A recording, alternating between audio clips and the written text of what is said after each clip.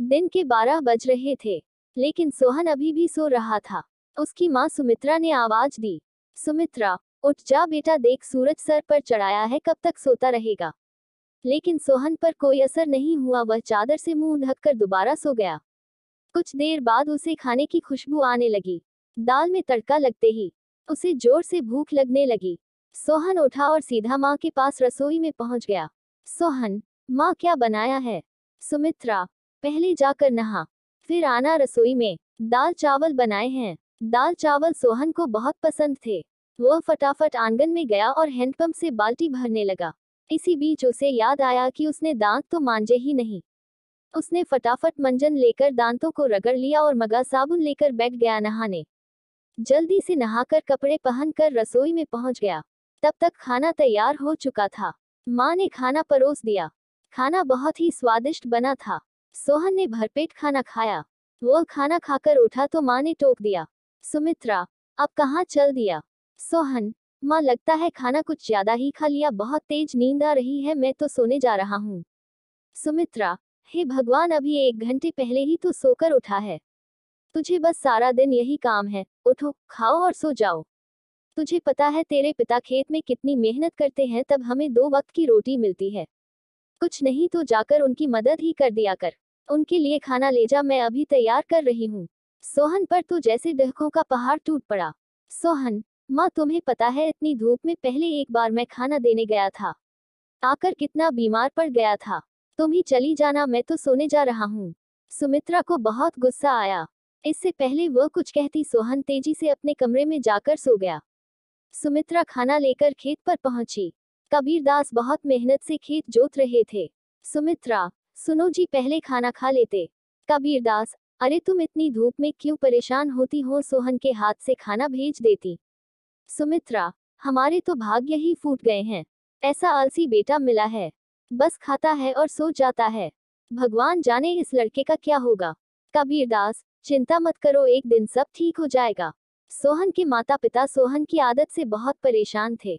वह कोई भी काम नहीं करता था, बस सारा दिन सारी रात सोता रहता था।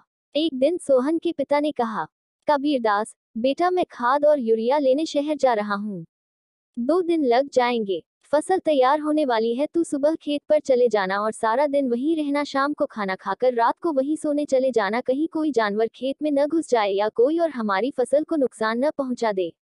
सोहन, पिताजी मुझसे ये सब नहीं हो पाएगा, आप माँ को बोल दीजिए। कबीरदास, नालायक, खेत की देखभाल आदमियों का काम होता है। अगर मुझे पता लगा तू खेत पर नहीं गया या फसल को नुकसान हो गया तो तेरी खैर नहीं।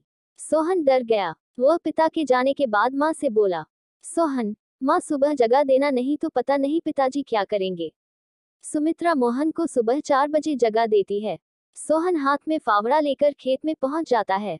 वहां जाकर देखता है चारों ओर ठंडी हवा चल रही थी। वह एक पेड़ के नीचे बैठ जाता है। तभी उसे हल्की हल्की रोशनी नजर आती है। पूरा खेत लाल रोशनी से भर जाता है। सोहन ने यह सब पहली बार देखा था। वह आश्चर्य से सब देखता रहा। कुछ ही देर में सूरज उगने लगा। यह देखकर सोहन को बहुत आश्चर्य हुआ। कुछ ही देर में सभी गांव वाले खेत में काम करने आ गए। सब अपने अपने खेत पर काम कर रहे थे। सोहन पेड़ के नीचे बैठा था। तभी उसके पास के खेत से माधो काका आए। माधो काका, सोहन, मेरे खेत में पानी लग गया, अब तू अपने खेत में पानी काट ले। सोहन, काका मुझे तो कुछ पता नहीं, ये सब तो पिताजी ने कभी नहीं बताया। माधो काका, बेटा कभी पिता के साथ खेत पर आया है तो तुझे पता होगा। माधो काका ने अपने बेटे को बुलाकर पानी सोहन के खेत की ओर कर दिया। माधो काका, जब पूरा खेत भर जाए तो हमें बता देना। सोहन बैठकर देखता रहा, लेकिन सुबह जल्दी उठने के कारण उसे नींद आ गई। खेत में पानी बहुत ज्यादा भर गया। तभी माधो काका दौड़ते हुए आए। माधो काका, नालायक, यहाँ सोने आया था, अपने पिता की सारी मेहनत बर्बाद कर दी, सारी फसल नष्ट हो गई। सोहन हड़बड़ा कर उठा। उसका खेत पानी से लबालब भरा हुआ था। माधो काका ने जल्दी से पानी दूसरी ओर काटा, लेकिन तब तक बहुत देर हो चुकी थी। लगभग आधी फसल खराब हो चुकी थी।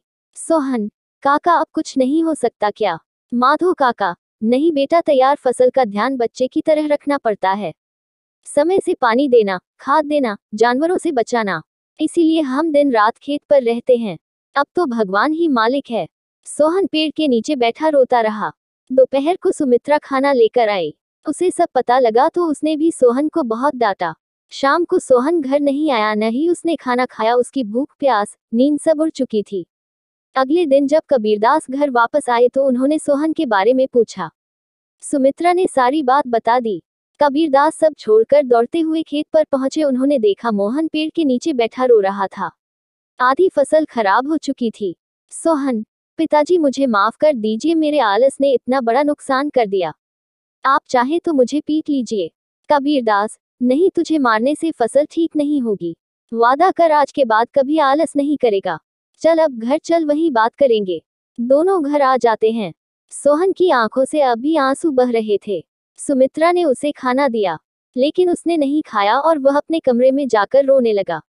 सुमित्रा, जी अब क्या होगा, आधी फसल तो बर्बाद हो गई। कबीरदास, सुमित्रा कोई घाटे का सौदा नहीं है। आधी फसल देकर अगर बेटा सुधर गया तो यही काफी है। कबीरदास ने सोहन को बुलाया। कबीरदास, बेटा अब तो नुकसान होना था, हो गया। अब हमें कल से आधे खेत की फसल उखाड़ कर दोबारा बोनी होगी। सोहन, पिताजी आप बाकी आधे खेत में खाद यूरिया लगाकर उसे काटने का इंतजाम कीजिए। मैं इस पर अकेले काम करना चाहता हूँ। अगले दिन सुबह 4 बजे सोहन अपने पिता के साथ खेत पर पहुंच गया और पिता के बताए अनुसार खेत पर काम करने लगा। 4 महीने कठिन परिश्रम करने के बाद नई फसल कुछ बढ़ती हुई दिखाई देने लगी। सोहन अब एक कर्मठ, मेहनती इंसान बन चुका था।